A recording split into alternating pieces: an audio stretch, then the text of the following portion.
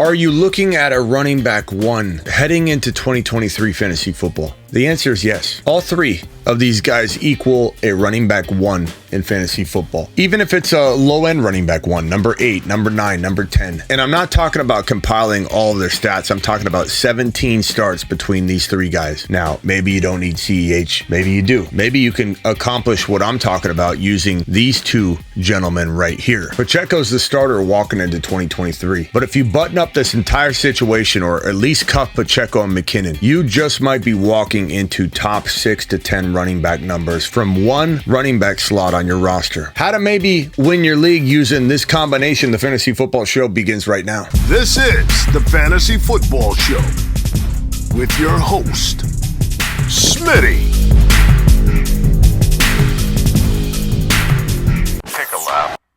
Let me start off by sharing the top 7 running backs in Fantasy Football 2022. PPR scoring. Everybody's scoring format might have been a little different, but for the most part, this is what everybody scored in Fantasy Football 2022. Running back 7, 248.8. I love seeing our boy Tony Pollard there at number 7. Let's give him a standing ovation. Mashed potatoes! That's our boy right there. Moon Man extraordinaire. The question you should be asking yourself is, can you get number 7 or number 6 fantasy football running back production from the KC running backs? The answer is yes. You know the answer is yes, but why was I hesitating on making Pacheco my clear running back 2? If I go hero RB, drafting an RB early, then kind of going light with my running back 2 until later in the draft. Some will say round 6 for Pacheco is not really true hero RB. Some will say waiting until round 9 or 10 to start beefing up your running back 2 potential is true hero running back. But you get the gist of what I'm trying to say. If you avoid going RB until later in your draft, call it round 6, why are any of us avoiding Isiah Pacheco when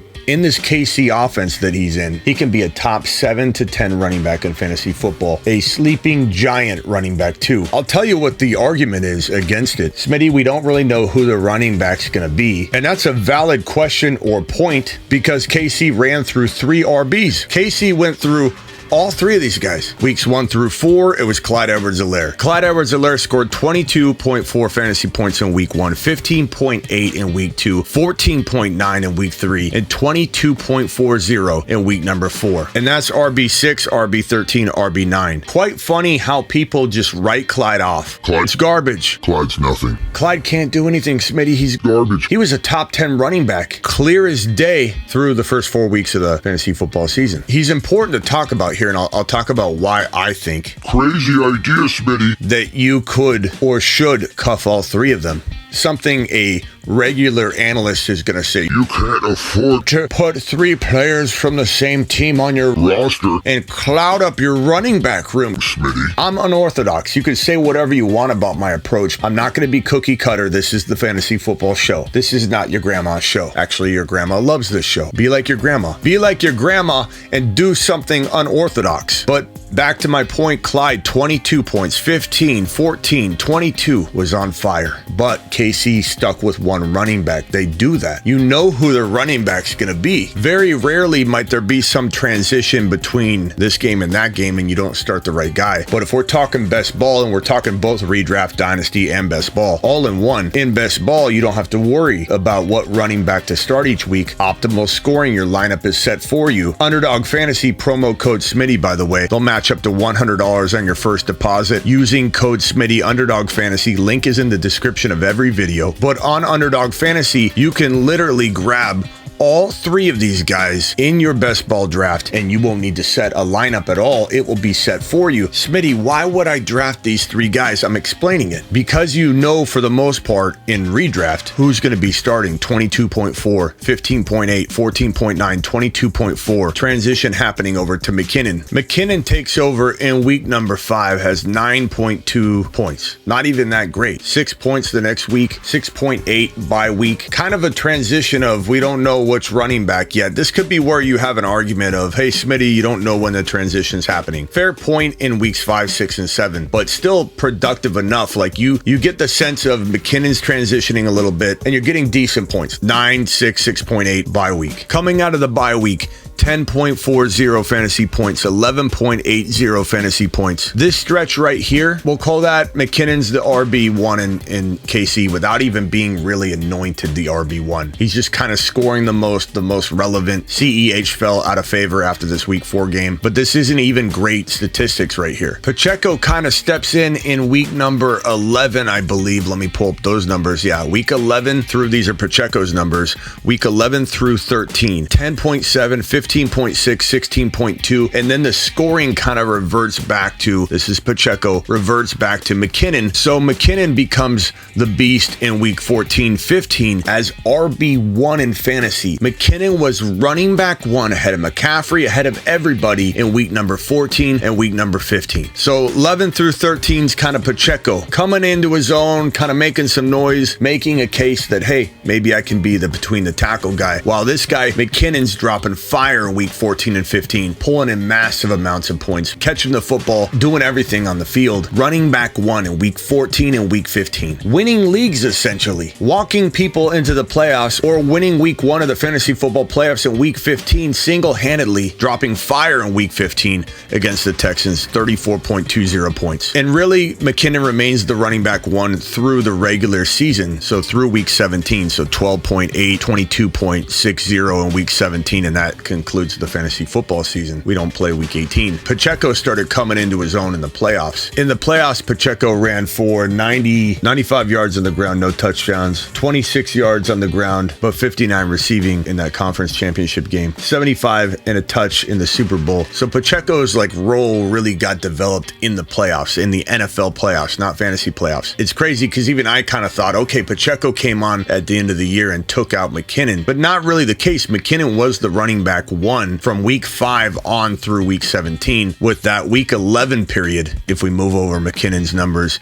and we look at it right here, week 11, 12, 13, it was Pacheco kind of coming on strong and scoring more than McKinnon. What's my point? My point is this. It's pretty easy to tell who the starting running back is going to be for the Kansas City Chiefs every week. You're not going to be left in this limbo period where you're like, I don't know who to start. They roll with one guy. They may rotate through them. Proof last year going through all 3 of these guys in order. This guy landed on top at the end of it all, but they brought back this guy for a reason. Now he's older. There's not a lot of dynasty appeal for McKinnon. He's about 85 years old, but Pacheco's exciting. Coming off shoulder surgery and hand surgery, broken hand. Kind of shocked to hear that he had all that going on in the offseason. Kind of concerning too. And that's what's developing this doubt of Pacheco. Maybe I shouldn't draft him. I don't know if he's the actual starter. I saw KC rotate through all of these running backs last season. He had off-season shoulder surgery. He runs with an aggression we all love and respect, but worry about it leading to injury. He had a shoulder surgery, a broken hand, lots of concerns, points of concern everywhere. But what did I just map out? We know that the rotation will take care of you. Pacheco has 6th or 7th round ADP, which is a home run when you consider you can cuff McKinnon in double-digit rounds, sometimes in the final round or 2 of your draft. You can get CEH off waivers if you wanted to wait, or just cuff all 3 and know that you have every single running back that is viable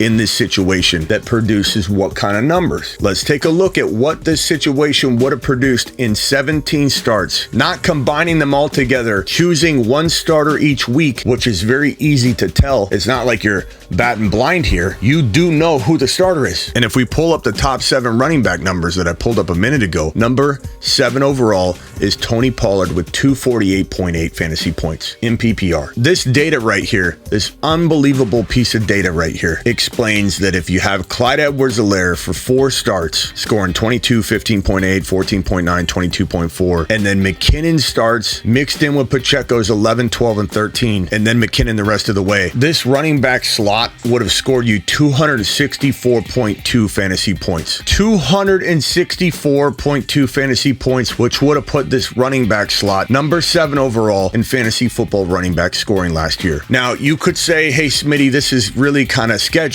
You're telling me I've got to swap all these out. How would I have known? Well, best ball Underdog Fantasy promo code Smitty. Best Ball would have taken care of this for you. So in Best Ball, you have no concerns. And let's take this one step further and say, okay, let's pretend Pacheco never existed last year. Let's not cherry pick and take Pacheco out. It was clear as day Clyde weeks 1, 2, 3, 4. It was clear as day McKinnon from week 5 through 17. So to be more fair, let's look at this data without using McKinnon during that weeks 11, 12, and 13. And I've highlighted it in maroon so you know those weeks are now inserted with McKinnon's production, which was 0.4 points in week number 11, which crushes this example, right? 5.6 points in week 12, really holding back the data, and a solid 14 points in week 13. With just rotating Clyde and McKinnon, which was very predictable, and you didn't even mix in Pacheco, you scored 241.7 points with 17 starts. Well, 16 if you include the bye. I keep saying 17, but it's 16. The reason you'd even talk 17 is that you do sub somebody in from your bench. You're still scoring in that draft slot. But out of all the running backs in fantasy football, using 4 of Clyde Edwards-Helaire starts and using the rest of McKinnon, you scored 241. You scored 241.7, which is 7.1 points behind number 7 overall, Tony Pollard. Even if we don't cherry pick weeks 11 through 13, this is the number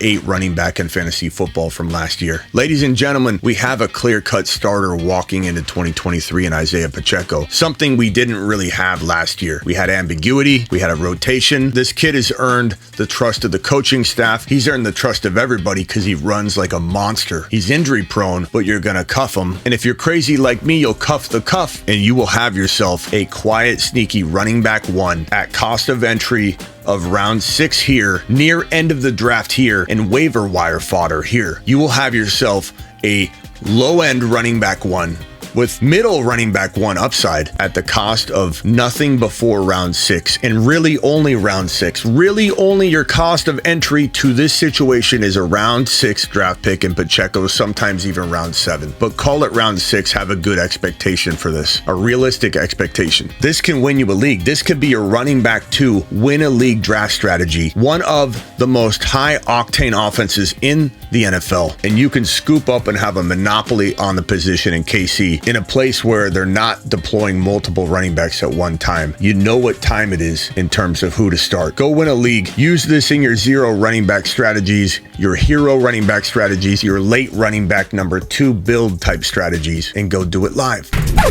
Get on over to thefantasyfootballshow.com for your year-round fantasy football rankings, bold predictions, trade calculator, one-on-one text advice. Dominate your league with thefantasyfootballshow.com. Written content, tools, everything you need. The trade calculators are absolutely phenomenal. The video courses are rolling in. thefantasyfootballshow.com. And don't forget, I'm live Monday through Friday, 7 p.m. Eastern. Every single Monday through Friday, I'm live whenever news breaks, and I'm live Thursday, Friday, Saturday, midnight Eastern, every single Thursday, Friday, Saturday. These are live draft marathons every week, 3 days in a row, Thursday, Friday, Saturday, midnight Eastern. Hey, Smitty, when are we drafting? Thursday, Friday, Saturday, midnight Eastern every single week. Daily uploads, Tuesday night, midnight Panic Chamber episodes.